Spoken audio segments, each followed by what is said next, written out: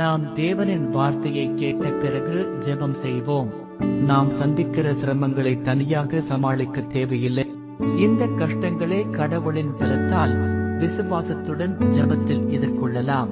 தேவன் நம்மை ஒவ்வொரு சோதனையின் பாரத்தையும் தனியாக தாங்கச் சொல்லவில்லை. சாத்தான் நம்மை பலவீனமாக்க முயற்சி செய்கிறான். எபேசியர் 6:13 சொல்லுகிறது, ஆதலால் தேவனுடைய முழு ஆயுதங்களை அணிந்து கொள்ளுங்கள், அப்பொழுது தீமையான நாளில் நீங்கள் நிலைத்திருக்க முடியும். சோதனைகளும் கஷ்டங்களும் வரும்.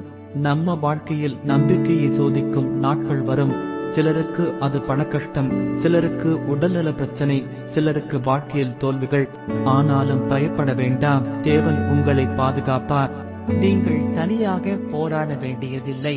தேவனின் வார்த்தை உங்கள் ஆயுதமாக இருக்கும். உங்கள் விசுவாசம் உங்களை காக்கும். அவர் உங்களை பாதுகாப்பார். தாவீது கூறினார், சிலர் குதிரைகளில் நம்பிக்கை வைக்கிறார்கள், சிலர் ரதங்களில் நம்பிக்கை வைக்கிறார்கள், ஆனால் நாம் எங்கள் தேவனில் நம்பிக்கை வைக்கிறோம். இந்த செய்தியை நம்புங்கள்.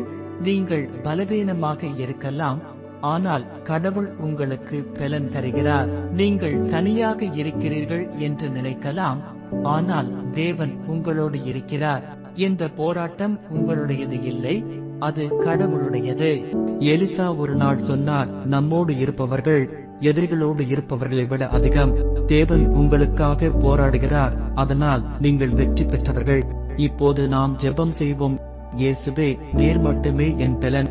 எந்த சோதனையும் எனது நம்பிக்கையை குலைக்காது. நீர் எனக்காக போராடுகிறீர், எனவே நான் நம்பிக்கையுடன் இருப்பேன்.